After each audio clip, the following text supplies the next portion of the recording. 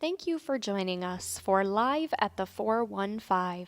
As always, the program is free, but please consider supporting our beloved artists and our Carytown Concert House with a gift by heading to carytownconcerthouse.com/donate. Please enjoy the program.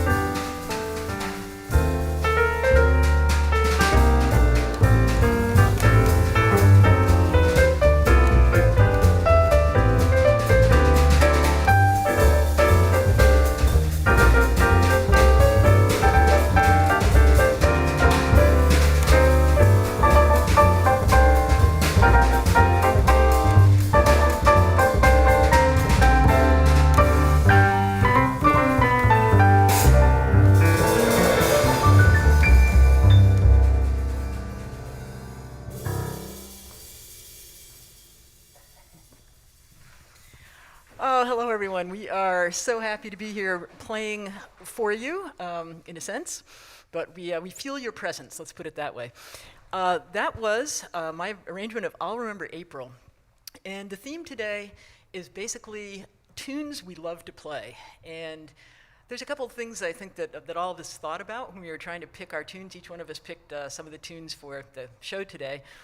And one of my thoughts was, sort of a litmus test, if you will, was what are some tunes that when they get called on a gig, I always am happy to play? Because every so often a tune you've played a whole lot gets called and you kind of are, not that again. But these are tunes that, for me, anytime it's called, I am just always happy to play it. And I think we all had different sort of litmus tests for what tunes we love and always love to play. But I want to just tell you a little bit about that tune. So I'll Remember April has been played by so many great jazz artists over the years.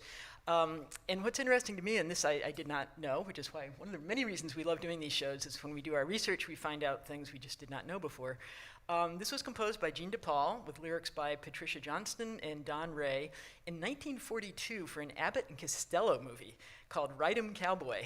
I never in a million years would have guessed that this came from an Abbott and Costello movie. It started getting played by jazz artists around 1954. And I think one of the really important recordings from that early period is Errol Garner's Concert by the Sea, and we tried to sort of pay tribute to that a little bit by the section in the middle where Paul was playing the melody, and we had these kind of little impressionistic floaty chords for a change in texture there. But some of the things that are interesting about this song, because we do want to, we've got a lot of music we want to play for you, and we'll probably do slightly shorter versions of some of the songs just so we can get to them and still do some talking.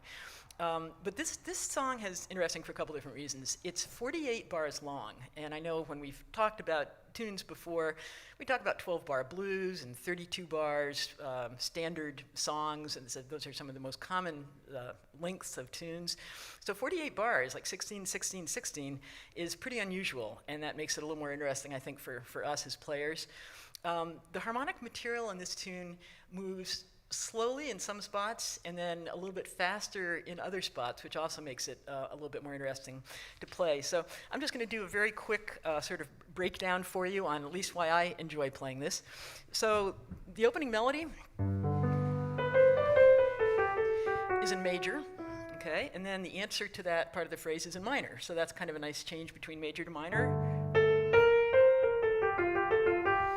Okay, and then after that, so you get like 4 bars in major, 4 bars in minor, so that's just a nice chance to not have to think too hard and just to play what you hear. And then suddenly there's some changes that move a little bit quicker, but they're changes that are pretty predictable.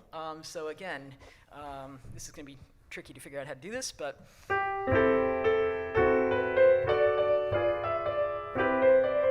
this is all still in G major. So this whole opening section, G major, a little bit in G minor, and then the chords that move quicker are again back to G major.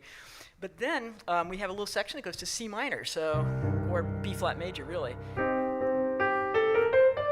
May have to put the mic down here for a second.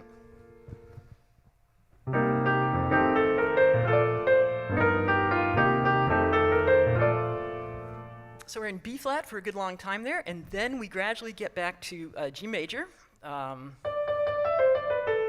And here's the part to me that is one of my favorite parts of the tune. I'm going to be in G major, and then there's going to be this really wonderful turnaround that suddenly goes to E major, and then we're back. So it's a sudden shift in tonality. So I'll just play part of this part of the tune.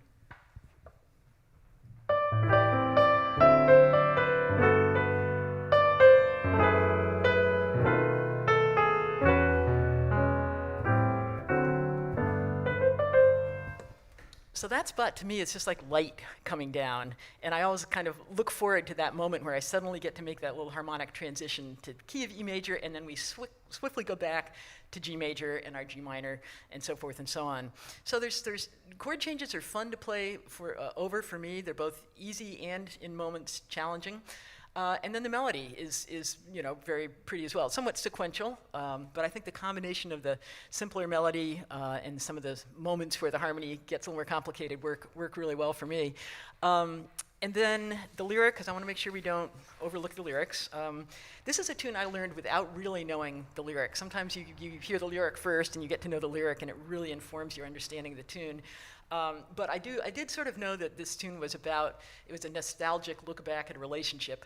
This lovely day will lengthen into evening. We'll sigh goodbye to all we ever had. Alone where we have walked together. I'll remember April and be glad. I'll be content you loved me once in April. Your lips were warm and love and spring were new. I'm not afraid of autumn and her sorrow, for I'll remember April and you. The fire will dwindle into glowing ashes, for flames live such a little while. I won't forget, but I won't be lonely. I'll remember April and smile. So I think that's a nice take on a relationship that's over.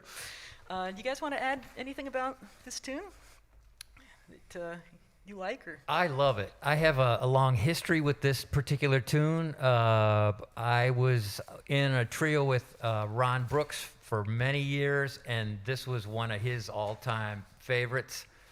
And this is also a bit of a litmus test for younger players because it goes from Latin to swing. And as a rhythm section guy, there has to be a certain amount of propellant involved to make that feel right.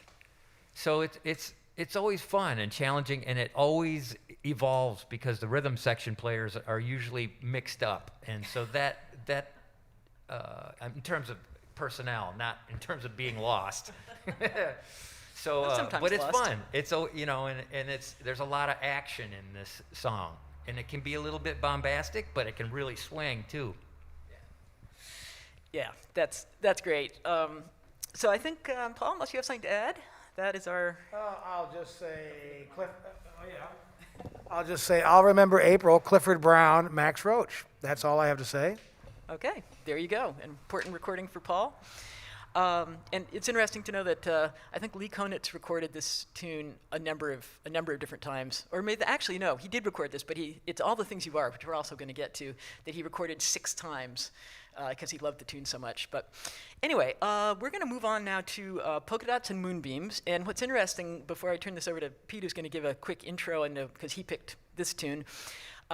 Pete, when we were picking our tunes, we weren't really communicating with each other so much. Pete picked this, and at the same time, I had picked A Nightingale Sings in Berkeley Square. And after I heard that Pete was interested in doing polka dots, I sat down at the piano and realized that they are so similar. And so we were both attracted to the progression of both tunes. So I decided I would change up and do a different ballad, and then Pete decided we put it into 3. But Pete, you want to say a bit about it? I like A Nightingale Sang as well, but it's a little more dense. This is a pop tune. It was published in 1940. Jimmy Van Heusen, Johnny Burke, and it's a light tune, and it's a really light story. It's about the words tell a story about a man who went to a country dance and fell in love with a girl that had a pug nose. And, he had the last laugh because the other dancers were looking at her like, why her? And that's the story. There's nothing heady about this at all. It's just, and it's a cute melody. You can play it in a lot of ways. So I thought it would be great to treat it as a waltz because it just kind of fits that, and it fits the story. And it's a little bouncy. There's one thing I'm going to direct you to in the melody, and it reoccurs. There becomes a point where it has a chance, maybe, and it's always loose, of a little bit of a metric modulation, and it only lasts for like 2 measures, and then it's gone. So among the players, it's kind of interesting to see what happens right at that particular juncture. So keep your ear open for that. Polka Dots and Moonbeams.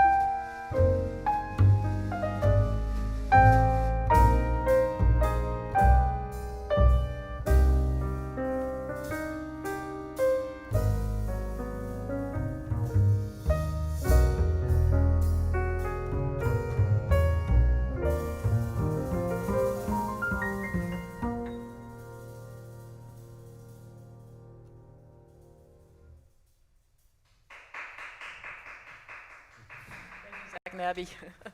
And that featured Paul Keller on the bass. I realized that it's so strange to not have our audience here. I've kind of get out of my routine, which of course would be to introduce the band. I think most of you out there know who's in the band, but I want to take this moment and just introduce once Paul Keller on bass. And Pete Siers on the drums. Yeah. All right, Polka Dots and Moonbeams. I will now turn the mic over to Paul, who is going to introduce his first pick of the evening, or afternoon, I should say, which is Dream Dancing. I would like to first say thank you to Pete for choosing that tune, that Polka Dots and Moonbeams. That makes me happy. I like that song, and that's a different way to do it. Really nice, huh? Songs that make us happy. I think that a lot of it has to do with how you play it, right? That's not just the tune. Of course it is partly the tune, but you made a good point, Ellen, that we weren't trying to choose songs that were just, well, you said something about that they were simple songs. We wanted to choose songs that had a little bit more meaning, and that was our barometer, rather than a song that is just something simple and is the performance is what makes it great. Well, we have lots of examples of those. Just look up C Jam Blues.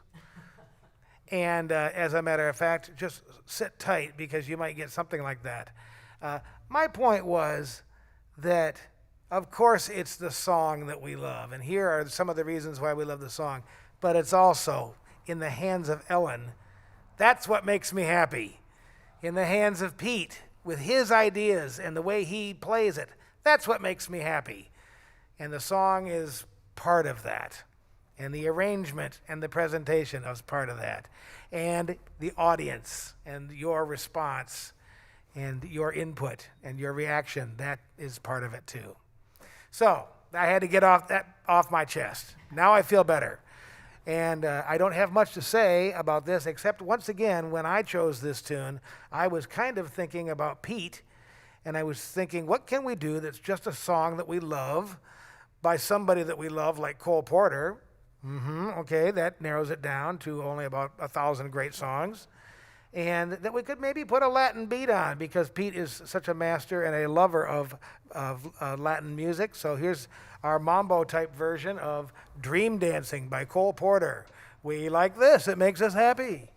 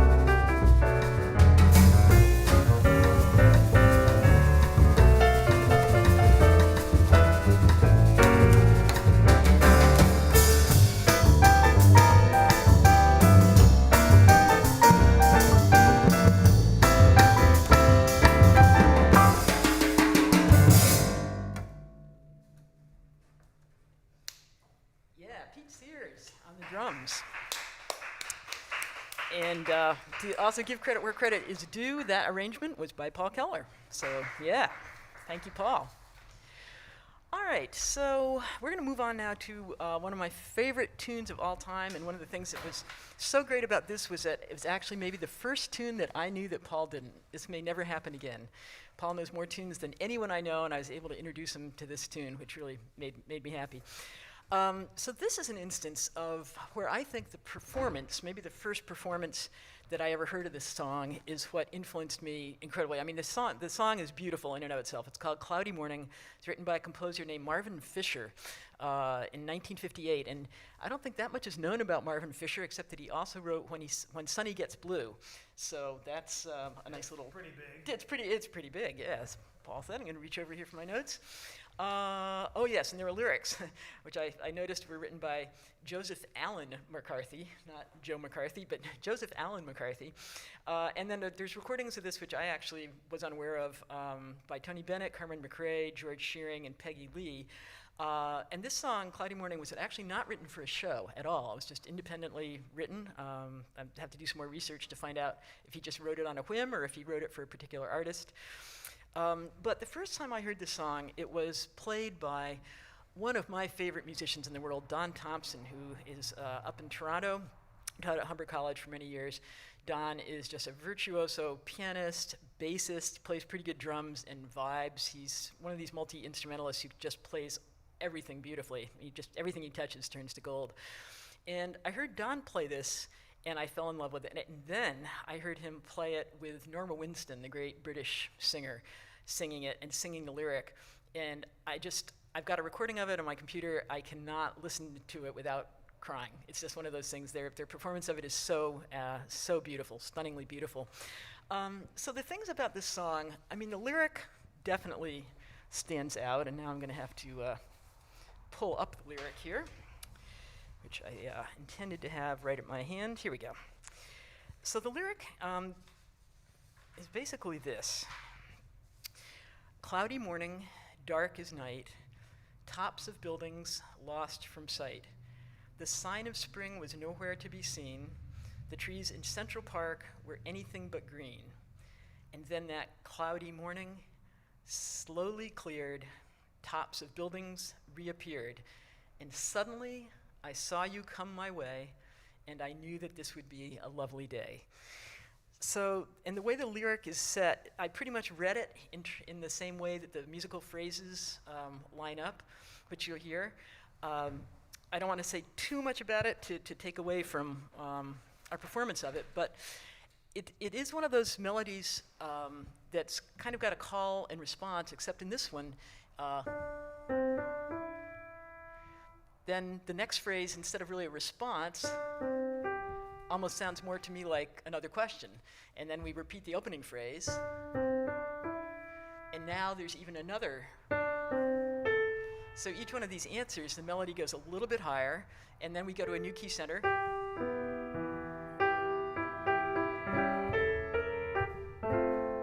And now we're back. Well, we're not quite back yet.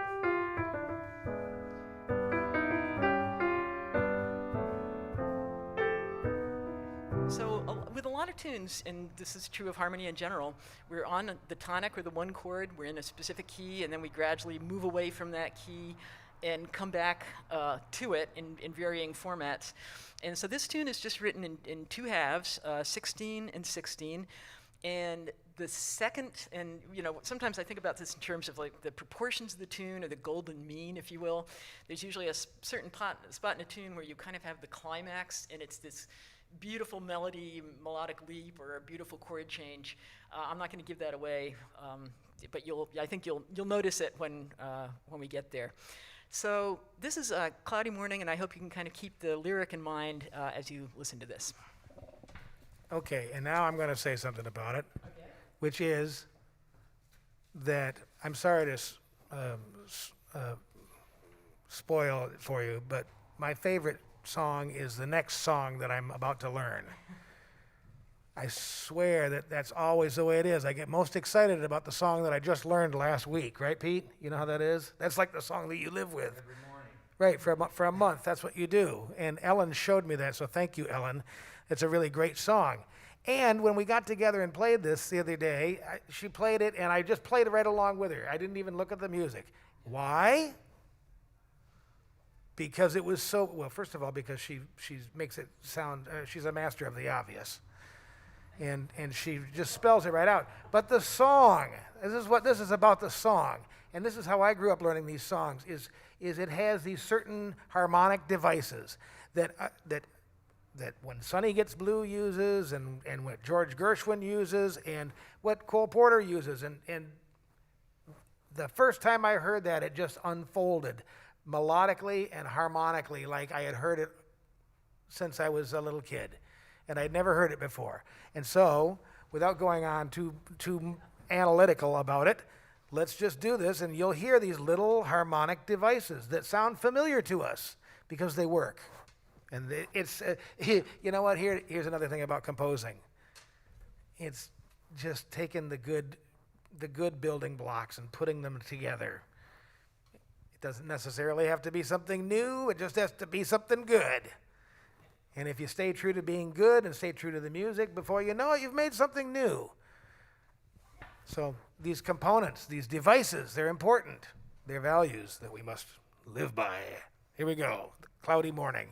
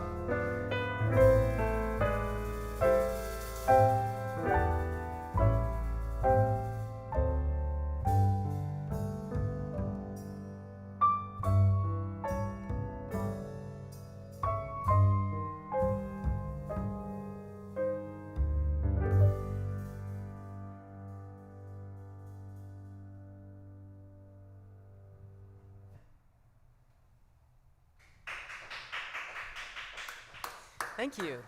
Cloudy Morning by Marvin Fisher.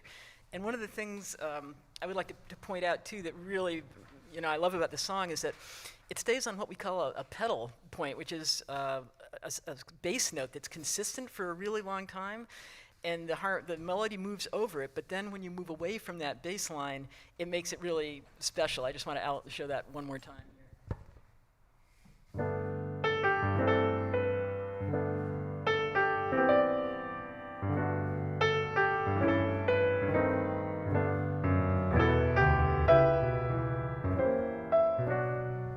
That's another device that I think can really work well on a song, to have that kind of static bass line going, and then you move away, and it just feels so great. And then that, I hope everybody could hear in that, and suddenly da da ba do ba da, yeah.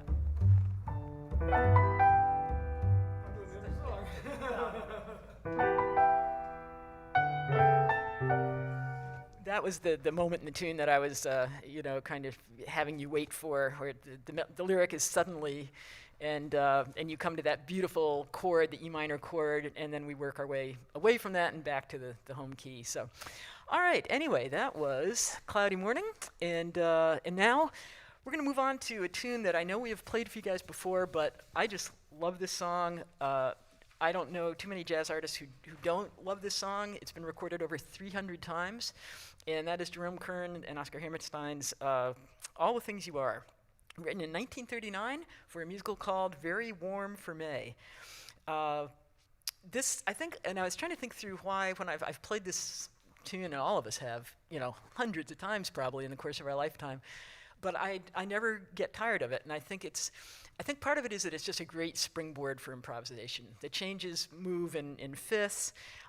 There's this really wonderful moment when we're going to come back to the A section, where I think it's one of the great harmonic devices of all times. There's a note in the melody that is the third of a minor chord. Then it becomes the sharp 5 of a dominant chord. Let's see, let me get this right. No, it starts as the third of a major chord. Then it becomes a sharp 5 of a dominant chord, and I'll explain this in a minute, or I'll play it in a minute, demonstrate it. And then it becomes the minor third of the chord that starts the piece. And it's just interesting how that one note sounds so different, but it's a brilliant device to get back to the key center we need to be in. So let me just demonstrate that.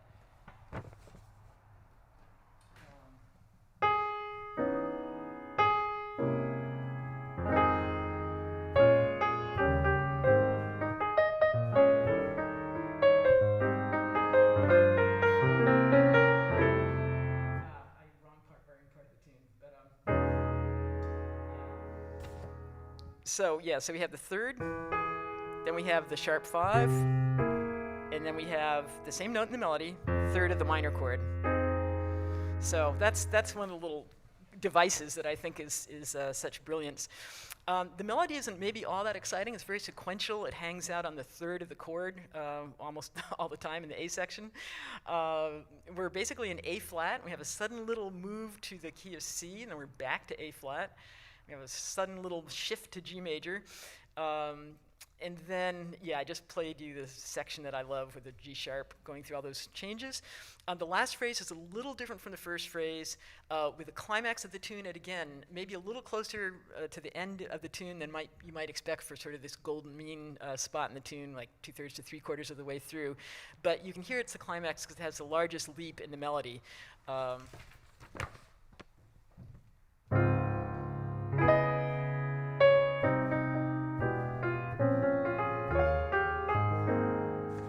So those are just a few little things about this tune. Do you guys have anything you want to say about this? No, those are the big points. Okay. Those are the big points. Great. All right, so this is my arrangement of all the things, and we will play it.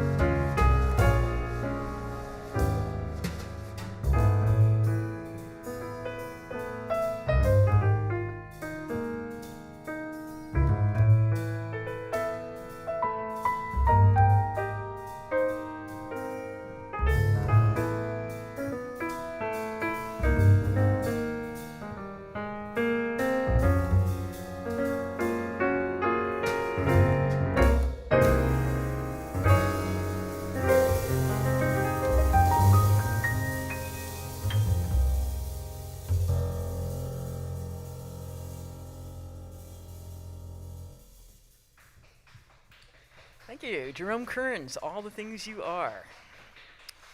So now we're going to switch back over to one of Pete's choices, and I will let Pete introduce the next one. So I have a tune it's a big favorite. It's called Some Other Time. It was taught to Paul and I by our dear friend John Shea that we used to play it a long time ago when we were just young bucks back in the day. And it immediately just caught me emotionally and just put me in a different kind of a space. So hence that title, Some Other Time, was quite appropriate. It was written by Jewel Stein and Sammy Kahn. It was published in 1940. And it came out in the musical that was written by Leonard Bernstein, On the Town. So to have this complete stunner of the modern conglomeration of harmony, basically, in this tune, the words kind of didn't quite match up to what the depth of the harmony felt to me. But it's awesome, and it was perfect in that musical. However, the words, kind of imply somebody that hasn't seen someone in a long time, a dear friend that they had an emotional connection with, but they don't have time to connect. And that's like, oh, and then there's this interval in the melody that is, oh, well, we'll get together some other time. And it reoccurs. And there's a classic recording of Bill Evans and Tony Bennett where Tony really milks that, oh, well, and it's very poignant at the time. I love it. You have to hear it. That's a classic recording of it. There's a lot of influence of our treatment of it. Well, it played a lot.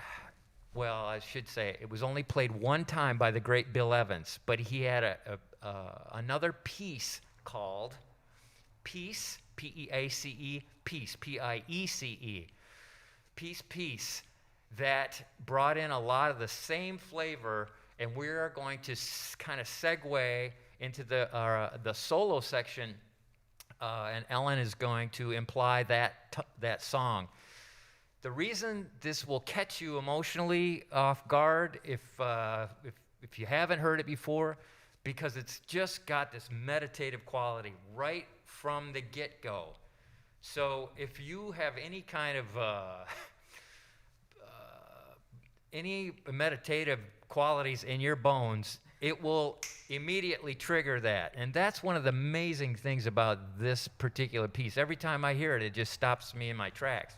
But I will say, in regards to that lyric, it reminds me of and implies some of those deep friendships that you have where perhaps you don't see people for a long time, but as soon as you do, you pick up right where you left off. These are interesting relationships that don't occur a lot. But I think, hopefully, having said that, you can relate to what I'm trying to get at here. And that's why this tune is pretty deep for me.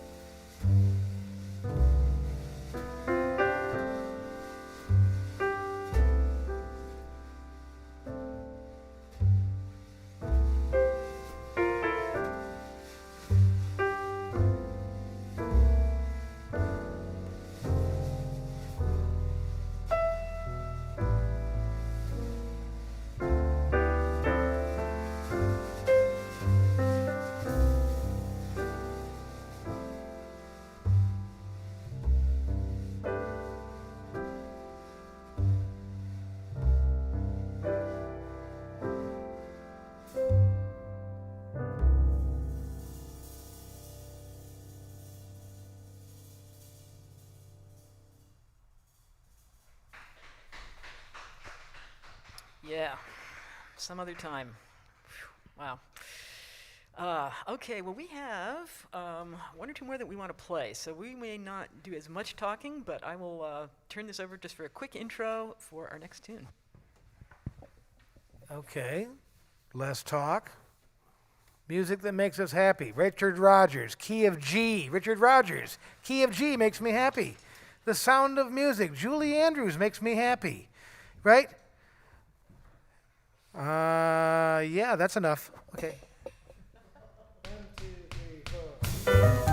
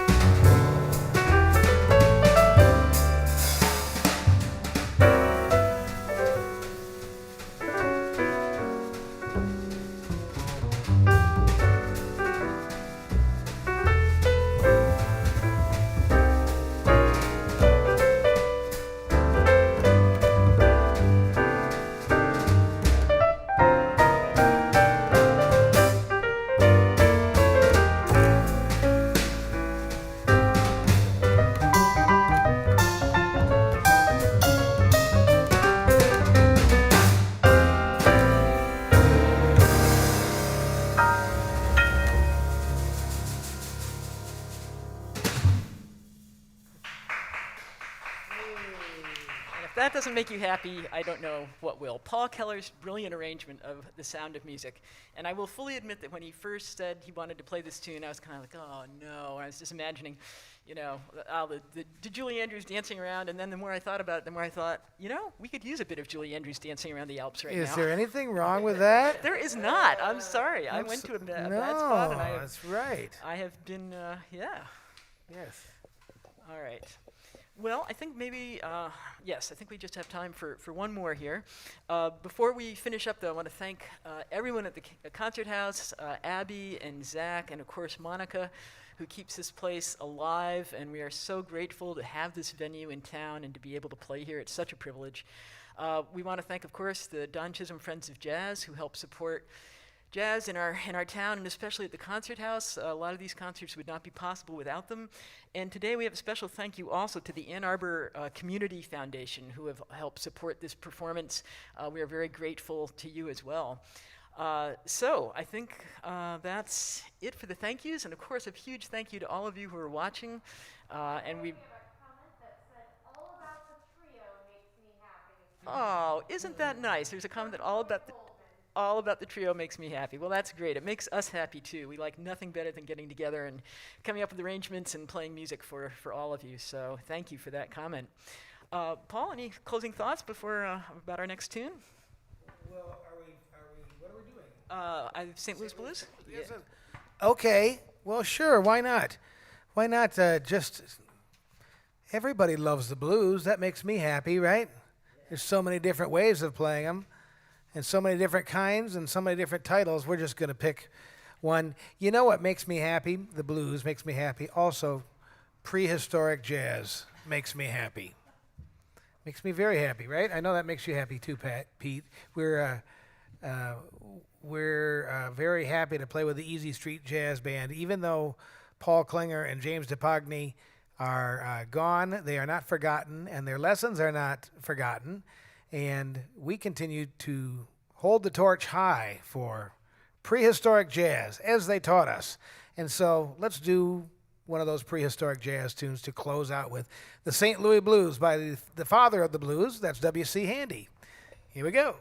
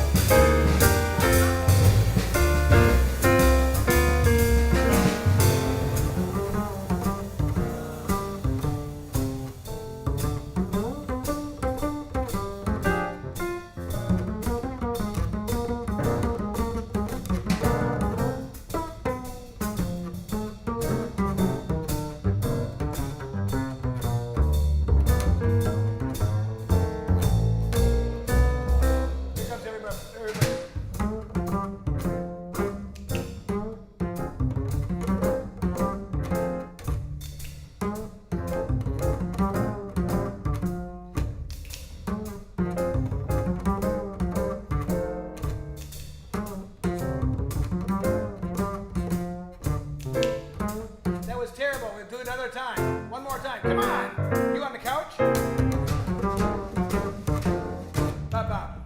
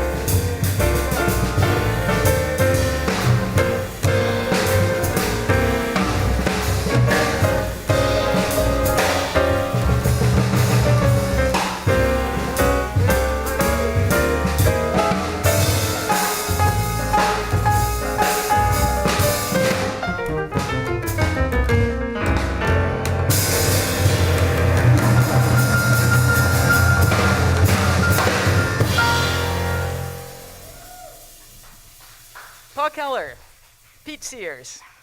I'm Ellen Rowe. We thank you so much for listening. All About the Trio. We will be back in December with a holiday concert with our special friend, Carrie Kocher. Thank you so much.